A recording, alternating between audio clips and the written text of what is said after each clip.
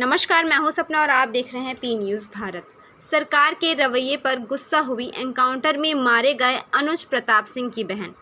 मृतक की बहन अमीषा ने एनकाउंटर पर उठाए सवाल। ये कानून वास्तव में अंधा है, कोई इंसाफ नहीं मिल रहा।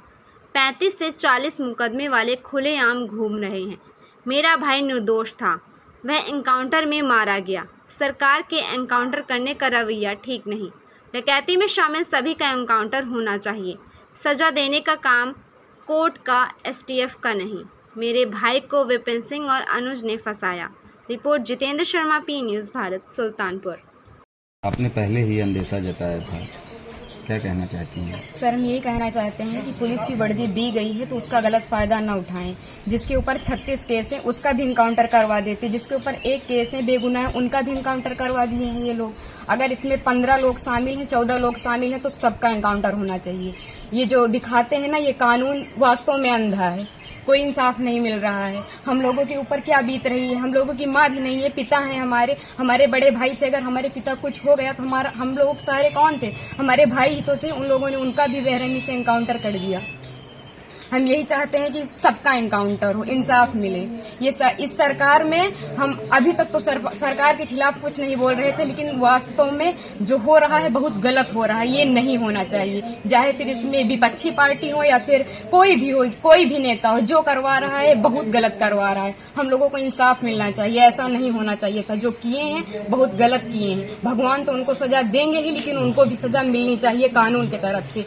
अगर कोई गुनाह करता है तो उसकी सजा कोर्ट देता है, ना कि पुलिस ऐसे इनकाउंटर कर देगा।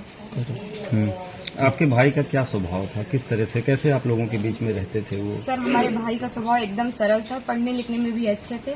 हम लोगों के साथ एकदम फ्रेंड के जैसे बिहेवियर उनका था, और गए थे तो बात भी होती थी, और हम लोगों से बहुत ज्यादा उनको लगाव स्नेह था, जैसे कि हर एक भाई बहन में होता है। और आज ये सुनने के बाद जैसे लग रहा है कि हम लोगों के जमीन पैर से एकदम खिसक गई हो।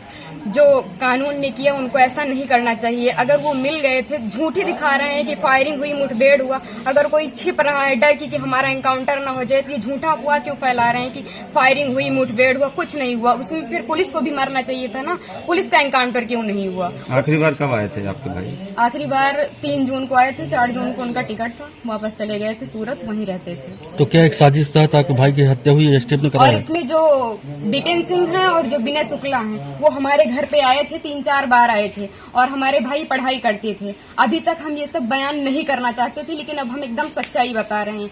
वो लोग उनको लालच देके कि ऐसा गाड़ी होगा, बंगला होगा, वगैरह वगैरह, जबकि भगवान का दिया सब कुछ हम लोगों के पास है, सब कुछ है। लेकिन फिर भी उन लोगों ने लालच दिया, और लालच में ले जाकर उनको सूरत में एक केस में फंसा दिया। उसके बाद वो थे कि नहीं थे न, ये हम लोगों को पता है। ये तो सिर्फ जिन लोगों ने करवाया उनको पता है, विपिन सिंह और विनय शुक्ला को, और या तो भगवान को पता है वो सच था कि झूठ था। अब तो एनकाउंटर कर ही दिए हैं, जीवित तो कर नहीं सकते हमारे भाई को। बस हम ये चाहते हैं कि जिन्होंने एनकाउंटर किया उनके ऊपर केस होना चाहिए, कि अगर कोई गुनाह होता है तो उसकी सजा कोर्ट देगा, ना कि एसटीएफ वाले या फिर पुलिस वाले। बस हम यही चाहते हैं। ठीक। समाचार के प्रस्तुत करता है बाबा मोतेश्वर क्रिकेट एकेडमी व हॉस्टल। क्रिकेट प्रशिक्षण के लिए शीघ्र प्रवेश लें। प्रवेश हेतु संपर्क करें। Mobile number 8765432343।